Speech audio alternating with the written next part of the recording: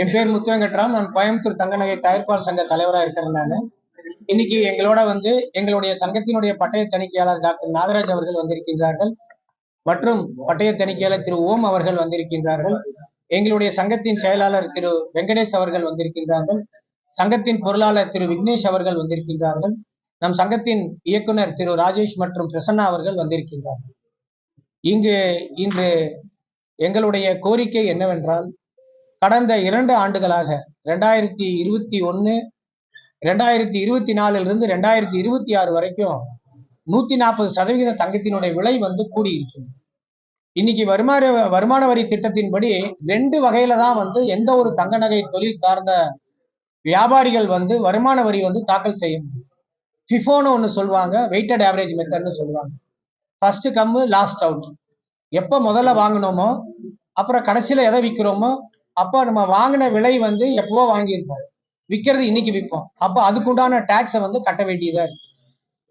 So அப்போ நம்மளோட உண்மையா அந்த பொருளுக்கு விற்பனை ஆகிறது ஒரு 3/4% 1/2% லாபத்துல வச்சு எந்த ஒரு தயாரிப்பாளரும் அப்படிதான் விற்பாங்க. யாருக்கு? வியாபாரி.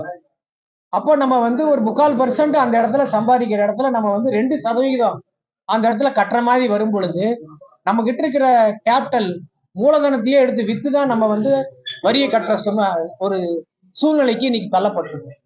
6 மாதத்துக்கு முன்பு மாண்புமிகு நிதி அமைச்சர் திருமதி நிர்மலா சீதாராமன் அவர்கள் சென்னையில எங்களை அழைத்து அமெரிக்காவுடைய இறக்குமதி வரினால பாதிக்கப்பட்டவரை பத்தி தெரிஞ்சுக்கிறதுக்காக எங்களை கூப்பிட்டாங்க. அப்போ நாங்க அதை பத்தி விவாதிச்சுட்டு அப்புறம் இதையும் சொன்னோம். இந்த மாதிரி தங்கத்தினுடைய விலை நாளுக்கு நாள் உயர்ந்துகிட்டே இருக்குதுங்க. நீங்க இப்ப வச்சிருக்கிற வெயிட்டட் ஆவரேஜ் மெத்தட் திட்டத்துல எங்களால வரியை கட்ட முடியல. எங்க கிட்ட இருக்கிற முதல வித்து தான் நாங்க வரியை கட்ட வேண்டியதா இருக்கு. அதனால நீங்க கண்டிப்பா இதை செவி சாய்க்கணும்னு சொல்லியிருந்தோம். அவங்க பட்ஜெட் அப்போ நீங்க வாங்க இதை பத்தி பேசலாம்னு சொன்னாங்க.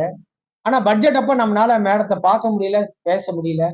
அதனாலதான் இன்னைக்கு இங்க இருக்கிற ஊடகத்தின் வாயிலாகவும் ஊடகவியலாளர் அத்தனை பேர்த்தையும் அழைத்து நாங்க என்ன சொல்றோம் அப்படின்னா, எங்களுக்கு அந்த சட்டத்துல மாற்றத்தை கொண்டு வாங்க.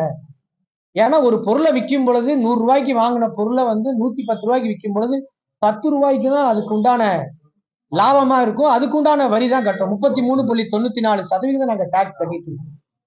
அப்போ நீங்க விலையேற்றத்துக்கு சேர்த்து கட்டுன்னு சொல்லும் பொழுது எங்களுடைய முதலீடே கைவிட்டு போற மாதிரி இருக்கிறதுனாலதான் இன்னைக்கு எல்லாத்துக்கும் மக்களுக்கு எல்லாம் தெரியப்படுத்தணும். இது சட்டம் இயற்றவர்களுக்கு மெயினா தெரியப்படுத்தணும். உங்களை எல்லாம் கூப்பிட்டு நாங்க பேசி இருக்கிறோம்.